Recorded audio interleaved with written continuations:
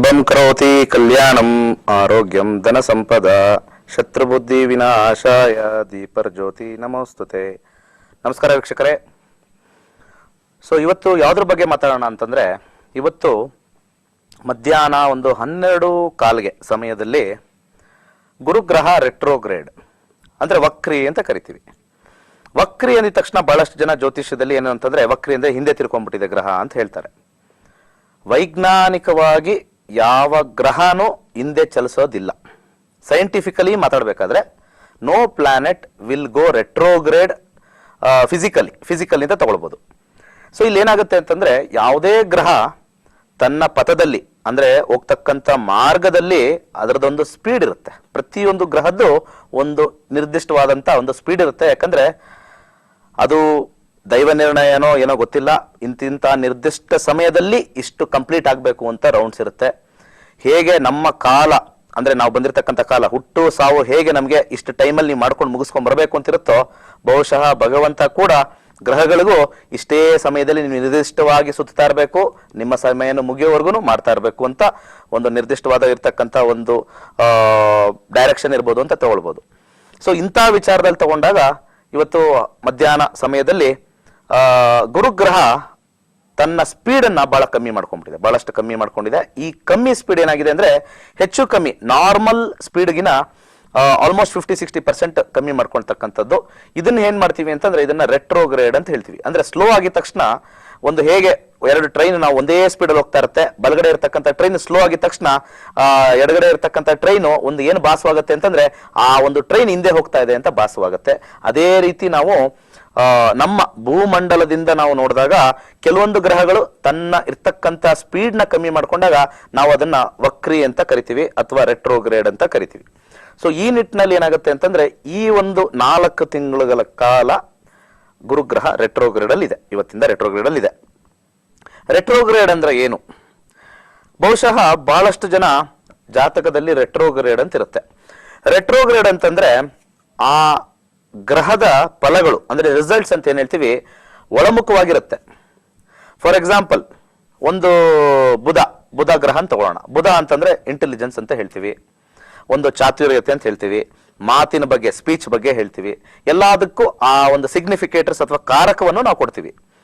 ಇಲ್ಲಿ ಯಾವಾಗ ಬುಧ ರೆಟ್ರೋಗ್ರೇಡ್ ಆಗುತ್ತೋ ಇದನ್ನೆಲ್ಲ ಒಳಗಿರುತ್ತೆ, ಅಂದ್ರೆ ಆಚೆ ಬರಲ್ಲ ಅಂತ.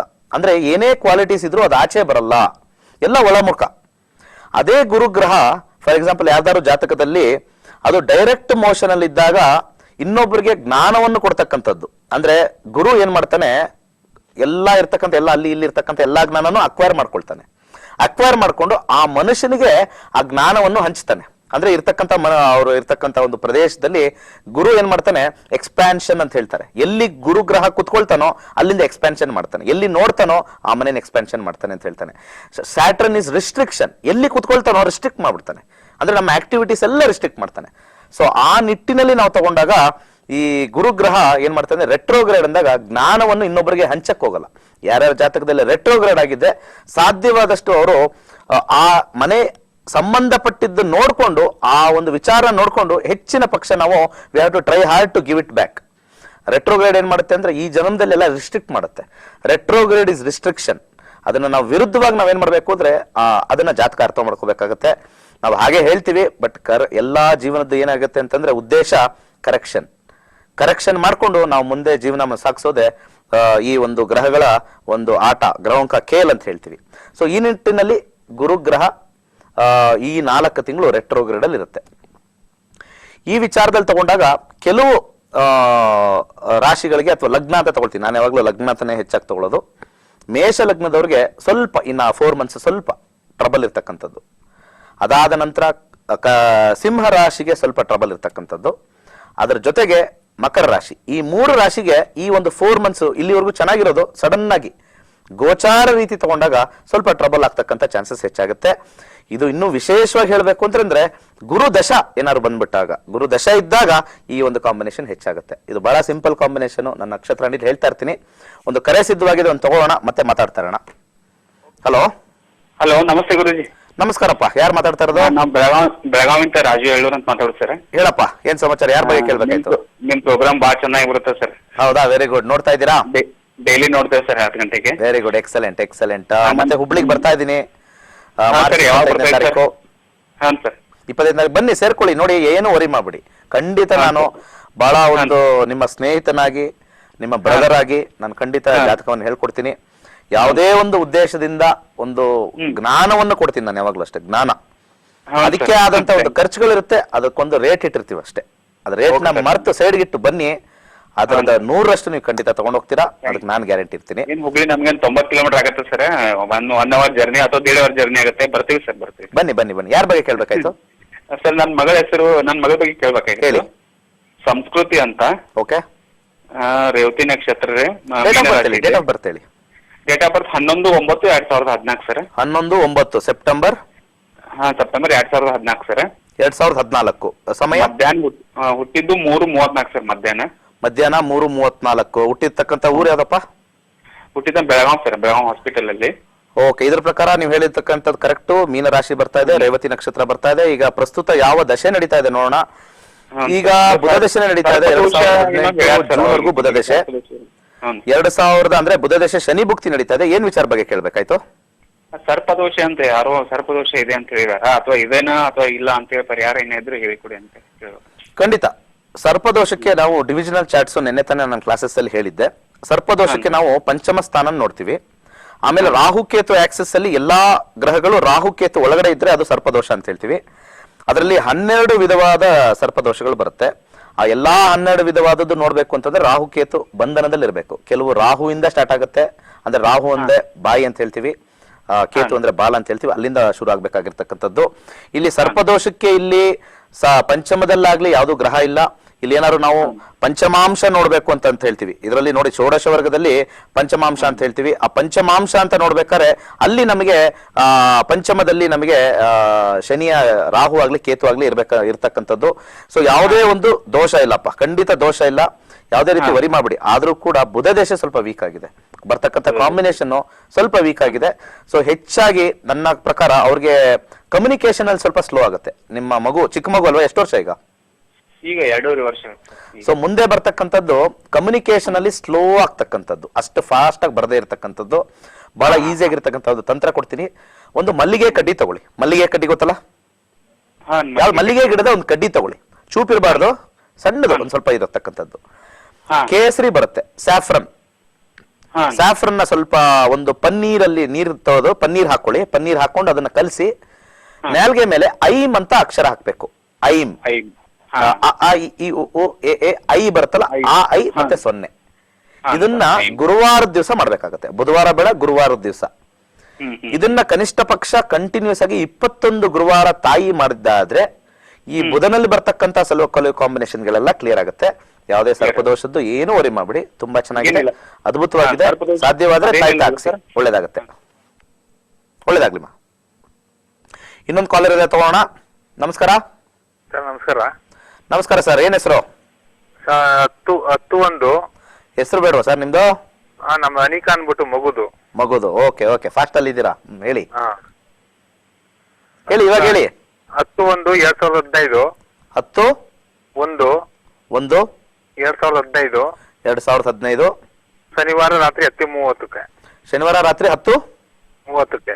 10:30. ಓಕೆ, ಏನ್ ಕೇಳ್ಬೇಕಾಯ್ತು ಸರ್? ಯಾವ ಊರು ಹುಟ್ಟಿರೋದು? ಸರ್ ನಮ್ಮ ಮಂಡ್ಯ ಡಿಸ್ಟಿಕ್ ಮಾವಳಿ ತಾಲೂಕಲ್ಲಿ. ಸೊ ಓಕೆ, ಇದ್ರ ಪ್ರಕಾರ ನೋಡ್ಬೇಕಾದ್ರೆ ಸಿಂಹ ರಾಶಿಲಿ ಹುಟ್ಟಿದ್ದಾರೆ. ಸಿಂಹ ರಾಶಿಲಿ ಬರ್ತಕ್ಕಂಥದ್ದು ಯಾವ ಒಂದು ಕಾಂಬಿನೇಷನ್ ಬರ್ತಾ ಇದೆ, ಏನ್ ಬಗ್ಗೆ ಕೇಳ್ಬೇಕಾಯ್ತು ಸರ್? ಅದು ಮುಂದೆ ಮಗುನ್ ಭವಿಷ್ಯ ಹೇಗಿದೆ, ಎಜುಕೇಶನ್. ಉತ್ತರ ನಕ್ಷತ್ರದಲ್ಲಿ ಹುಟ್ಟಿದ್ದಾರೆ. 21ವರೆಗೂ ಉತ್ತರ ನಕ್ಷತ್ರ ಇದೆ. ನಕ್ಷತ್ರ ನಾಡಿ ನೋಡೋಣ ಹೇಗೆ ಕಾಂಬಿನೇಷನ್ ಬರ್ತಾ ಇದೆ. 1 4 10 3 5 10. ಏನ್ ಹೇಳಿ? ಪುಬ್ಬ ನಕ್ಷತ್ರ ಅಂತ ಹೇಳ್ತಾರೆ. ಇಲ್ಲ, ಉತ್ತರ ಬರ್ತಾ ಇದೆ. ಉತ್ತರ ಬರ್ತಾ ಇದೆ. ಕ್ಯಾಲ್ಕುಲೇಷನ್ ಮಾಡಿ, ಯಾಕಂದ್ರೆ ಡಿಗ್ರಿ ವೈಸ್ ಸೆಕೆಂಡ್ ವೈಸ್ ನಾವು ಕ್ಯಾಲ್ಕುಲೇಟ್ ಮಾಡ್ತೀವಿ. ಯಾಕಂದ್ರೆ ಬರಿಬೇಕಾದ್ರೆ ಏನಾಗುತ್ತೆ, ರೌಂಡ್ ಆಫ್ ಮಾಡ್ತಾರೆ ತುಂಬಾ ಜನ. ನಾನು ಕ್ಲಾಸಸ್ ಅಲ್ಲೂ ತುಂಬಾ ಜನ ನೋಡ್ತಾ ಇರ್ತೀವಿ. ಬರೆಯೋದಕ್ಕೂ ಸಿಸ್ಟಮ್ ಅಲ್ಲಿ ಬರೋದಕ್ಕೂ ತುಂಬಾ ವ್ಯತ್ಯಾಸ ಇರುತ್ತೆ.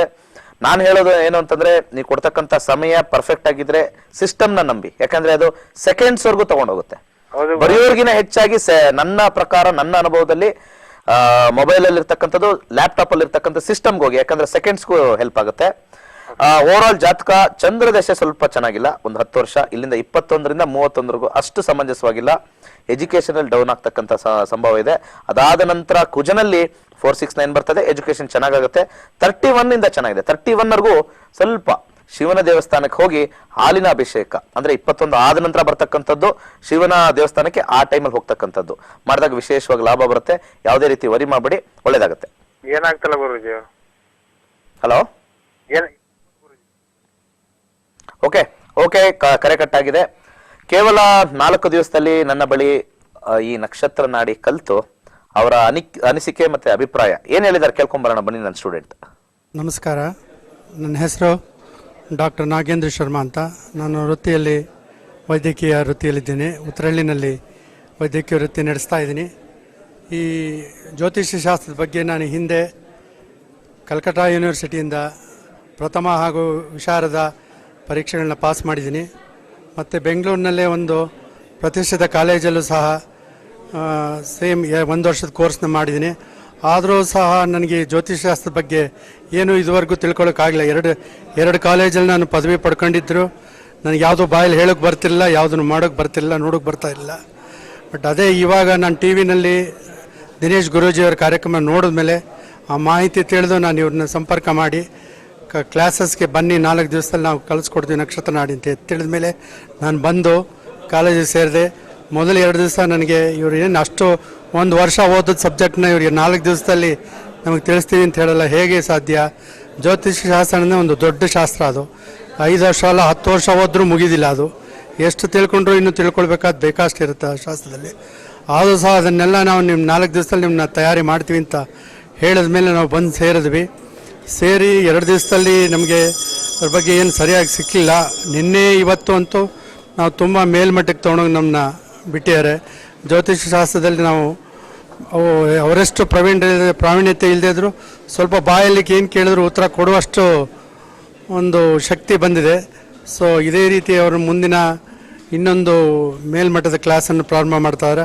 ಅದಕ್ಕೂ ಸಹ ನಾವು ಸೇರಿಕೊಂಡು ನಮ್ಮ ಜ್ಞಾನವನ್ನು ಹೆಚ್ಚಿನ ರೀತಿಯಲ್ಲಿ ಜ್ಯೋತಿಷ್ಯ ಶಾಸ್ತ್ರದಲ್ಲಿ ವಿನಿಯೋಗಿಸ್ಕೊಂಡು ನಮ್ಮ ಜನಾಂಗಕ್ಕೆ ನಮ್ಮ ಕೈಲಾದ ಸೇವೆಯನ್ನು ಮಾಡ್ತೀವಿ ಅಂತ ಈ ಸಂದರ್ಭದಲ್ಲಿ ಹೇಳಿ, ನಮ್ಮ ದಿನೇಶ್ ಗುರೂಜಿ ಅವರಿಗೆ ಈ ಸಂದರ್ಭದಲ್ಲಿ ನಮ್ಮನ್ನ ಈ ಮಟ್ಟಕ್ಕೆ ನಮ್ಮ ಜ್ಯೋತಿಷಾಸ್ತ್ರವನ್ನು ಬೆಳೆಸ್ಕೊಳ್ಳಿಕ್ಕೆ ಅವಕಾಶ ಮಾಡಿಕೊಟ್ಟೋದಕ್ಕೆ ಅವರಿಗೆ ನನ್ನ ಧನ್ಯವಾದಗಳನ್ನ ಈ ಸಂದರ್ಭದಲ್ಲಿ ಅರ್ಪಿಸ್ತಾ ಇದ್ದೀನಿ.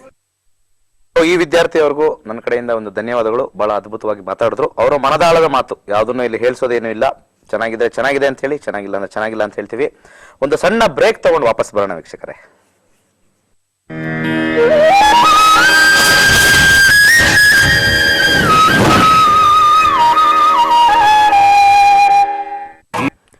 ನಮಸ್ಕಾರ, ಮತ್ತೆ ಸ್ವಾಗತ ವೀಕ್ಷಕರೇ. ಈಗ ಒಬ್ಬರು ಕರೆ ಸಿದ್ಧವಾಗಿದೆ, ಮಾತಾಡೋಣ ಬನ್ನಿ. ನಮಸ್ಕಾರ. ನಮಸ್ಕಾರ, ಮಾತಾಡಿ. ಹಲೋ, ನಮಸ್ತೆ ಗುರುಗಳೇ. ನಮಸ್ಕಾರ, ಯಾರು ಮಾತಾಡ್ತಾ ಇರೋದು? ನಾನು ಲೋಕಮಾತಾ ಅಂತ ಗುರುಗಳೇ. ಓಕೆ, ಹೇಳಿ. ನಮ್ಮ ಮಗನ ಬಗ್ಗೆ ಕೇಳ್ಬೇಕಾಯ್ತು.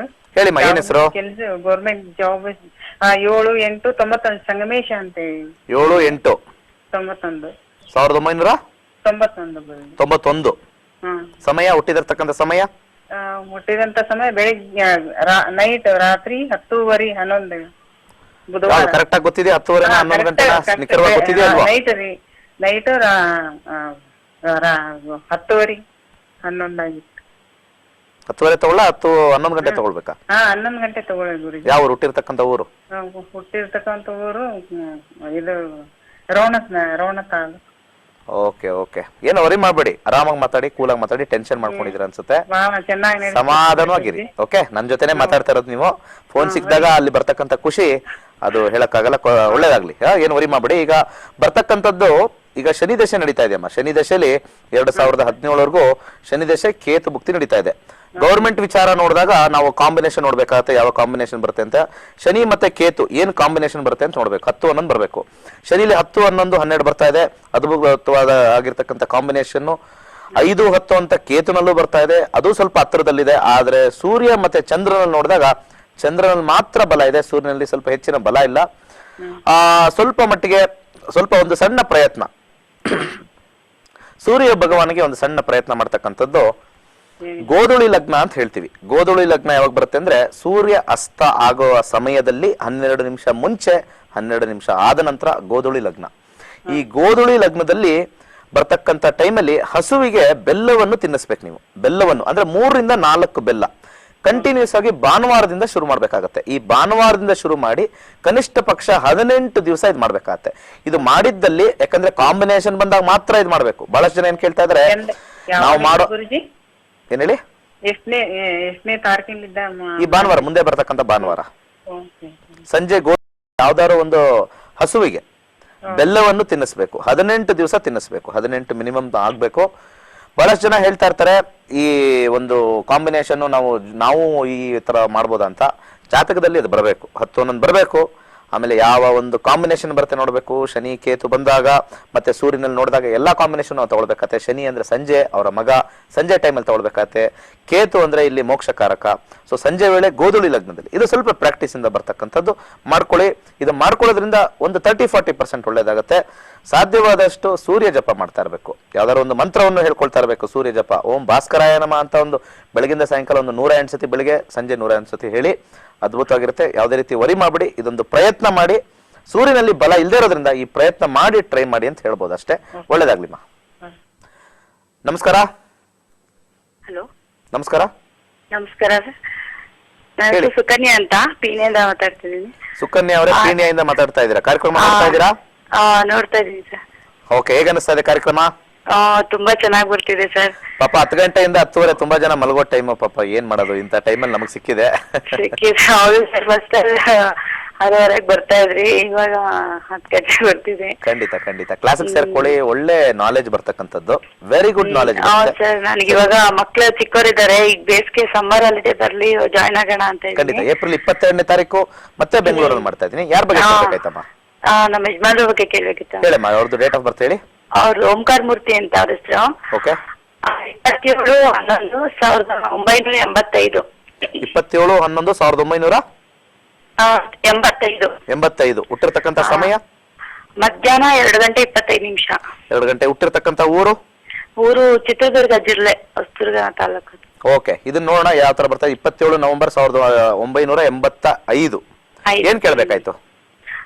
ಬಿಸ್ನೆಸ್ ಬಗ್ಗೆ ಕೇಳ್ಬೇಕಿತ್ತು, ಮತ್ತೆ ಅವ್ರ ಆರೋಗ್ಯದ ಬಗ್ಗೆ ಸ್ವಲ್ಪ ಕೇಳ್ಬೇಕಿತ್ತು. ವೃಷಭ ರಾಶಿಯಲ್ಲಿ ಹುಟ್ಟಿದ್ದಾರೆ. ಬರ್ತಕ್ಕಂಥದ್ದು ಕೃತಿಕಾ ನಕ್ಷತ್ರ. ಈಗ ಪ್ರಸ್ತುತ ಅವ್ರಿಗೆ 2021 ರಾಹು ದೇಶ ನಡೀತಾ ಇದೆ. ರಾಹು ದೇಶದಲ್ಲಿ 2017 ಶುಕ್ರ ಭುಕ್ತಿ.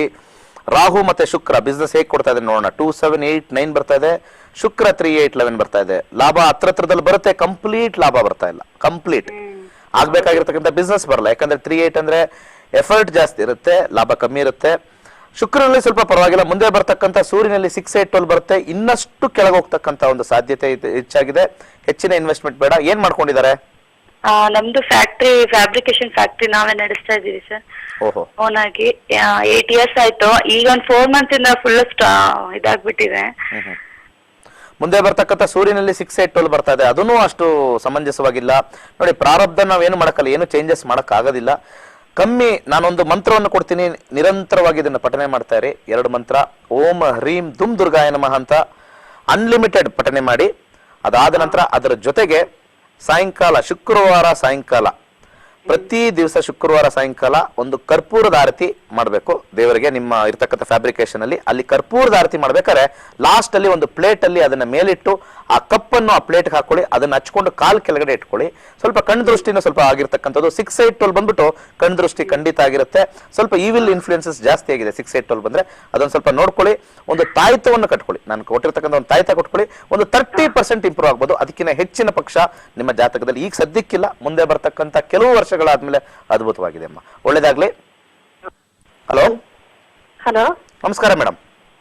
ನಮಸ್ತೆ. ಹೇಳಿ ಮೇಡಮ್, ಎಲ್ಲಿಂದ ಮಾತಾಡ್ತಾ ಇರೋದು? ಬೆಂಗಳೂರಿಂದನೇ. ಹೇಳಿ, ಯಾರ ಬಗ್ಗೆ ಕೇಳ್ಬೇಕಾಯ್ತು?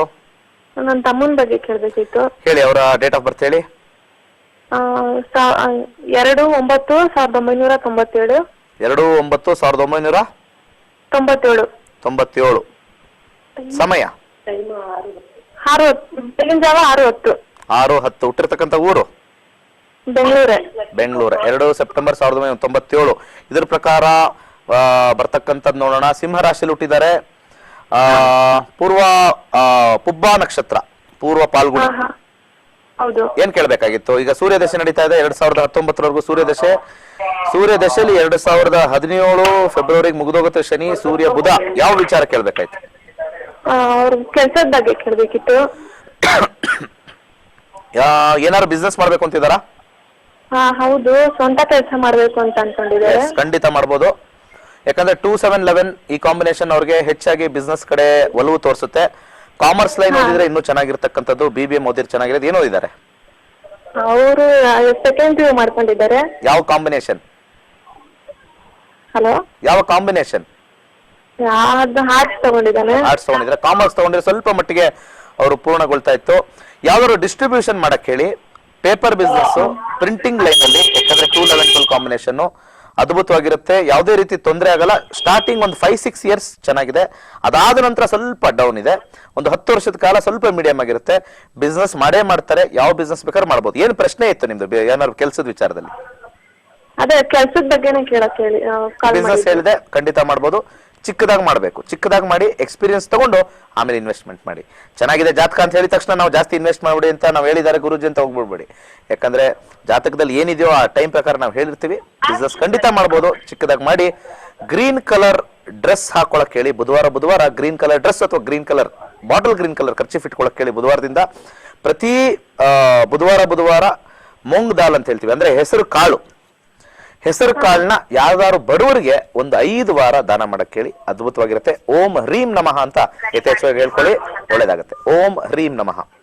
ಓಕೆ ವೀಕ್ಷಕರೇ, ನನ್ನ ಬಳಿ ಕೇವಲ 4 ದಿವಸದಲ್ಲಿ ಜ್ಯೋತಿಷ್ಯ ಕಲ್ತು ಅವರ ಅಭಿಪ್ರಾಯ ಅನಿಸಿಕೆ ಏನ್ ಹೇಳಿದ್ದಾರೆ ಕೇಳ್ಕೊಂಬರೋಣ. ಮತ್ತೊಬ್ರು. ನನ್ನ ಹೆಸರು ಪುಷ್ಪಾವತಿ, ನಾನು ಬ್ಯಾಂಗ್ಳೂರಿಂದ ಬಂದಿರೋದು. ಆ್ಯಕ್ಚುಲಿ ನಂಗೆ ನಕ್ಷತ್ರ ನಾಡಿ ಬಗ್ಗೆ ಏನೂ ಗೊತ್ತಿರಲಿಲ್ಲ. ನಾನು ಒಂದು ಯಾವುದೋ ಫಂಕ್ಷನ್ಗೆ ಹೋದಾಗ ನನ್ನ ಫ್ರೆಂಡ್ ಒಬ್ಬರು ಹೇಳಿದರು. ಸೊ ನಾನು ವಾಟ್ಸಪ್ಪಲ್ಲೆಲ್ಲ ನೋಡಿದೆ ಇದರಲ್ಲಿ. ಆಗ ನನಗೆ ಗೊತ್ತಾಯಿತು. ಸೊ ನನಗೆ ಒಂಥರ ಕ್ಯೂರಿಯಾಸಿಟಿಯಿಂದ ಬಂದೆ. ಏನು ಹೇಳ್ಕೊಡ್ತಾರೆ 4 ದಿನದಲ್ಲಿ ನಿಜವಾಗ್ಲೂ ಹೇಳ್ಕೊಡ್ತಾರಾ? ಅಯ್ಯೋ ಏನಪ್ಪ ಇದೆಲ್ಲ ಸುಮ್ಮನೆ ಹಾಗೆ ಹೀಗೆ ಅಂತ. ಬಟ್ ನನಗೆ ಇಲ್ಲಿ ಬಂದಮೇಲೆ ಫಸ್ಟ್ ಕ್ಲಾಸ್ ನನಗೂ ಬ್ಲ್ಯಾಂಕ್ ಆಗಿದೆ. ಆಮೇಲೆ ಮಾರ್ನಿಂಗ್ ತುಂಬ ಏನೂ ನಂಗೆ ಗೊತ್ತಿರಲಿಲ್ಲ. ನಿಜವಾಗ್ಲೂ ನನಗೆ ಬರೀ ಏನೋ ನಕ್ಷತ್ರ ಇದೆ, ಹಾಗಿದೆ ಹೀಗಿದೆ, ಎಲ್ಲ ಜ್ಯೋತಿಷ್ಯ ಪ್ರೋಗ್ರಾಮ್ ಅಷ್ಟೊಂದು ನೋಡ್ತಿದ್ನಲ್ಲ, ಏನೂ ಅರ್ಥ ಆಗ್ತಿರಲಿಲ್ಲ. ಬಟ್ ಈ ಪ್ರೋಗ್ರಾಮ್ ನೋಡಿದಾಗ ನನಗೇನೋ ಒಂಥರ ಇಂಟ್ರೆಸ್ಟ್ ಬಂತು. ಆಮೇಲೆ ಕಸ್ತೂರಿ ಚಾನಲಲ್ಲಿ ಈ ತಿಂಗಳಲ್ಲಿ ಪ್ರೋಗ್ರಾಮ್ ಬಂದಾಗ ನಾನು ಜಸ್ಟ್ ಹಾಗೆ ಐ ಥಿಂಕ್ ಕಂಟಿನ್ಯೂಸ್ ಆಗಿ ವಾಚ್ ಮಾಡ್ತಾ ಇದ್ದೆ. ಸೊ ನಮ್ಮ ಹಸ್ಬೆಂಡ್ ಹೇಳಿದ್ರು, ಸರಿ ಈ ಪ್ರೋಗ್ರಾಮ್ಗೆ ಹೋಗಿ ನೋಡು ಹೆಂಗಿರುತ್ತೆ ಅಂತ. ಸೊ ನಾನು ತುಂಬ ಎಕ್ಸೈಟ್ ಆಗಿ ಬಂದೆ. ನಿಜವಾಗ್ಲೂ ನನಗೆ ಸರ್ಗೆ ತುಂಬ ಥ್ಯಾಂಕ್ಸ್ ಹೇಳಬೇಕು. ಆಮೇಲೆ ಎಲ್ಲ ಇವಾಗ ನರ್ಸರಿ ಮಕ್ಕಳಿಗೆ ಹೇಗೆ ಹೇಳ್ಕೊಡ್ತಾರೆ A to Z ಇಂದ, ಹಾಗೆ ಈಚ್ ಒನ್ ಪಾಯಿಂಟ್ನು ಅರ್ಥ ಆಗೋವರೆಗೂ ಹೇಳ್ಕೊಡ್ತಾರೆ. ಚೆನ್ನಾಗಿ ಎಕ್ಸ್ಪ್ಲೇನು ಮಾಡಿದ್ರು. ನನಗಂತೂ ಕ್ಲಿಯರಾಗಿ ಅರ್ಥ ಆಗಿದೆ. ಸೊ ನಾನು ಇನ್ನೊಬ್ರಿಗೂ ಒಂಥರ ಹೇಳ್ಬೋದು, ಆ ಲೆವೆಲ್ಗೆ ನನಗೆ ಒಂಥರ ಕಾನ್ಫಿಡೆನ್ಸ್ ಬಂದಿದೆ.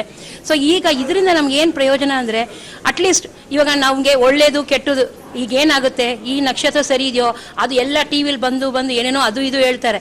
ಅದರೆಲ್ಲ ಬದಲು ನಮ್ಮದು ನಾವೇ ತಿಳ್ಕೊಂಡ್ರೆ ಅಟ್ಲೀಸ್ಟ್ ನಮ್ಮ ಫ್ರೆಂಡ್ಸ್ಗೆ ನಮಗೆ ನಾವು ತಿಳ್ಕೊಂಡು ಪ್ರೊಸೀಡ್ ಮಾಡ್ಬೋದು ಅಂತ ನನಗೊಂದು ಇದು. ಬಟ್ ನಕ್ಷತ್ರ ನಾಡಿನ ಪ್ರತಿಯೊಂದು ಲೇಡೀಸು, ಜೆಂಟ್ಸು ಬೇಕಾದ್ರೆ ಬ್ಯುಸಿ ಇರ್ತಾರೆ, ಪ್ರತಿಯೊಂದು ಲೇಡೀಸು ಒಂದೊಂದು ಮನೇಲಿ ಕಲಿಬೇಕು ಅಂತ ನನ್ನೊಂದು ಕೋರಿಕೆ. ಸೊ ಎಲ್ಲರೂ ಕಲೀಲಿ. ಸೊ ಇನ್ನು ನೆಕ್ಸ್ಟ್ 5 ವರ್ಷದಲ್ಲಿ ಒಂದು 1,00,000 ಸ್ಟೂಡೆಂಟ್ಸ್ ಆಗಲಿ ನಮ್ಮ ಸರ್ಗೆ. ಸೊ ಚೆನ್ನಾಗಿ ದಿನೇಶ್ ಸರ್ ಚೆನ್ನಾಗಿ ಅವ್ರಿಗೆ ಆರೋಗ್ಯ ಚೆನ್ನಾಗಿ ಕೊಡಲಿ ಅಂತ ನನ್ನ ಒಂದು ಆಸೆ ಸರ್. ಬಹಳ ಅದ್ಭುತವಾಗಿ ಆಶೀರ್ವಾದ ಮಾಡಿದ್ರು. ನಮಸ್ಕಾರ madam, thank you very much. 1,00,000 ಖಂಡಿತ ಆಗ್ಲಿ ಅಂತ ನನ್ನ ಆಸೆ ಇದೆ. ಒಂದು ಬ್ರೇಕ್ ತಗೊಂಡ್ಬರೋಣ, ಸಣ್ಣ ಬ್ರೇಕ್.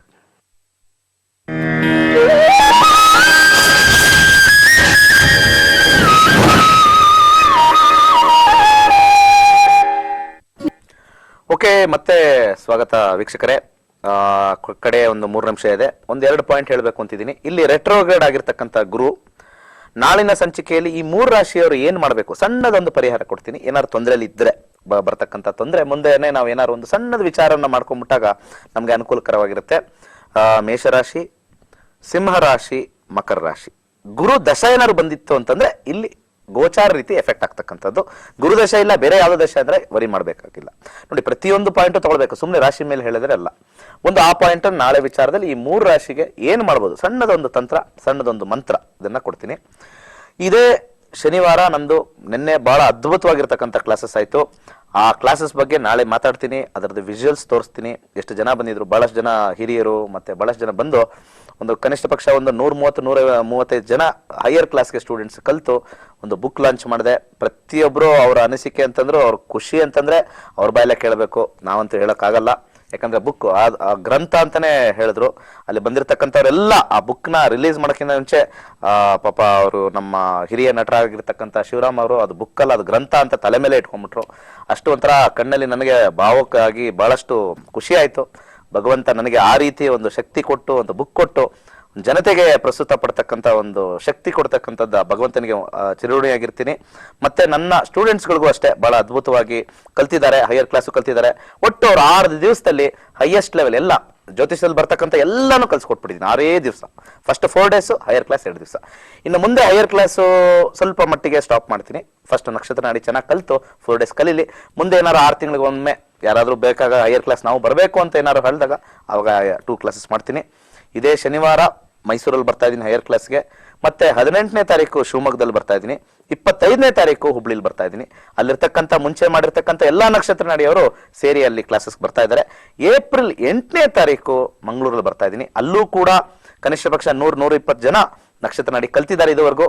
ಅವರು ಕೂಡ ಬನ್ನಿ ಸರ್ ಇಲ್ಲೂ ಹೈಯರ್ ಕ್ಲಾಸ್ ಮಾಡಿ ಅಂದಾಗ ಅವ್ರಿಗೊಂದು ಡೇಟ್ಸ್, ಯಾಕಂದ್ರೆ US ಹೋಗೋ ಪ್ರೋಗ್ರಾಮ್ ಒಂದಿದೆ ಮಾರ್ಚಲ್ಲಿ, ಅದು ಹೋಗಿ ಬಂದಾದ್ಮೇಲೆ ಏಪ್ರಿಲ್ 8ನೇ ತಾರೀಕು ಖಂಡಿತ ಮಾಡ್ತೀನಿ. ಇಷ್ಟು ಹೇಳ್ತಾ ಇದ್ದೀನಿ. ಮತ್ತೆ ಮಾರ್ಚ್ 4ನೇ ತಾರೀಕು ಮೈಸೂರಲ್ಲಿ ನಕ್ಷತ್ರ ನಾಡಿ ಕಾರ್ಯಕ್ರಮ ನಡೀತಾ ಇದೆ. ಬನ್ನಿ ಸೇರ್ಕೊಳ್ಳಿ. ಬಹಳಷ್ಟು ಜನ ರಿಜಿಸ್ಟರ್ ಮಾಡ್ತಾ ಇದ್ದಾರೆ. ಬನ್ನಿ, ಅದ್ಭುತವಾಗಿರ್ತಕ್ಕಂಥ ಕಾರ್ಯಕ್ರಮ, ಏನು ವರಿ ಮಾಡಬೇಡಿ. ನಾನು ಖಂಡಿತ ಚೆನ್ನಾಗಿ ಹೇಳ್ಕೊಡ್ತೀನಿ. ಪ್ರಾಕ್ಟೀಸ್ ಮಾಡ್ಬೇಕಷ್ಟೇ, ಪ್ರಾಕ್ಟೀಸ್ ಬೇಕೇ ಬೇಕು. ಒಳ್ಳೆ ಶಾಲೆನ ನಾವು ಮಕ್ಕಳನ್ನ ಸೇರಿಸ್ತೀವಿ, ಒಳ್ಳೆ ಟೀಚರ್ ಇರ್ತಾರೆ. ಸ್ವಲ್ಪ ಸ್ಟೂಡೆಂಟ್ಸ್ ಸ್ವಲ್ಪ ಸಹಕಾರ ಮಾಡಿದ್ರೆ ಆ ಸ್ಟೂಡೆಂಟ್ ಬ್ರಿಲಿಯಂಟ್ ಸ್ಟೂಡೆಂಟ್ ಆಗೋದ್ರಲ್ಲಿ 2 ಮಾತಿಲ್ಲ ಅಂತ ಹೇಳ್ದಂಗೆ ಇಲ್ಲೂ ಅಷ್ಟೇ ಸ್ವಲ್ಪ ಶ್ರಮ ಪಟ್ಬಿಟ್ರೆ ಕನ್ಫ್ಯೂಷನ್ ಬೇಡ, ಖಂಡಿತ ಶ್ರಮ ಪಟ್ಬಿಟ್ರೆ ಒಳ್ಳೇದಾಗುತ್ತೆ. ಅದೇ ಮಾರ್ಚ್ 25ನೇ ತಾರೀಕು ಹುಬ್ಳಿಲಿ ಮಾಡ್ತಾ ಇದ್ದೀನಿ ಫ್ರೆಶ್ ಕ್ಲಾಸಸ್ ನಕ್ಷತ್ರ ನಾಡಿಗೆ. ಇಷ್ಟು ಹೇಳ್ತಾ ಇವತ್ತಿನ ದಿವಸ ಬಹಳ ಅದ್ಭುತವಾಗಿರ್ತಕ್ಕಂಥ ದಿವಸ. ರೆಟ್ರೋಗ್ರೇಡ್ ಆಗಿದೆ, ವರಿ ಮಾಡಬೇಡಿ. 3 ರಾಶಿಗಳಿಗೆ ನಾಳೆ ಅದಕ್ಕೆ ಪರಿಹಾರ ಕೊಡ್ತೀನಿ ಅಂತ ಹೇಳಿ ಶುಭರಾತ್ರಿ. ಒಳ್ಳೆ ಸುಖವಾಗಿ ಮಲ್ಕೊಳ್ಳಿ, ಫ್ರೆಶ್ ಆಗಿ ಎತ್ತೊಳ್ಳಿ. ಇವತ್ತಿನ ದಿವಸ ಅದ್ಭುತವಾಗಿರ್ತಕ್ಕಂಥ ದಿವಸ. ಕಾನ್ಫಿಡೆನ್ಸ್ ತಗೊಳ್ಳಿ, ಯಾವಾಗಲೂ ಅಷ್ಟೇ ಕಾನ್ಫಿಡೆನ್ಸ್ ತಗೊಂಡ್ರೆ ನಮ್ಮ ಜೀವನ ಚೆನ್ನಾಗಿರುತ್ತೆ. ಅದ್ಭುತವಾಗಿರ್ತಕ್ಕಂಥ ದಿವಸ, ನಮ್ಮ ಬದುಕು ಸುಗಮವಾಗಲಿ ಅಂತ ಹೇಳಿ 1-2 ಮಾತು ಹೇಳ್ತಾ ಇದ್ದೀನಿ. ಸರ್ವೇ ಜನ ಸುಖಿನೋ ಭವಂತು.